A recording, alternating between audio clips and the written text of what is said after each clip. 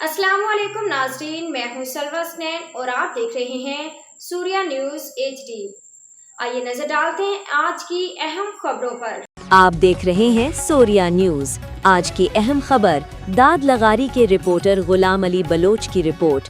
दाद लगारी के नवाही गांव करम लगारी के प्राइमरी स्कूल में मिड टर्म क्लास KG से लेकर 5वीं जमात के तालब व तलबा के टेस्ट ली गई, जहां पसमानदा गांव के बच्चों ने अच्छे तरीके से टेस्ट ली गई। टेस्ट के दौरान सूर्या न्यूज़ से बात करते हुए तीसरी जमात की तलबा शमीम लगारी सूर्या न्यूज़ से बात करते हुए कहा कि हमारी स्कूल ज़बूहाल है, उनकी 4 दीवारी और वॉशरूम की सहूलत नहीं है। हमें स्कूल की नई बिल्डिंग मुहैया की जाए। हम सर्दी में भी खुले मैदान में बैठे हैं।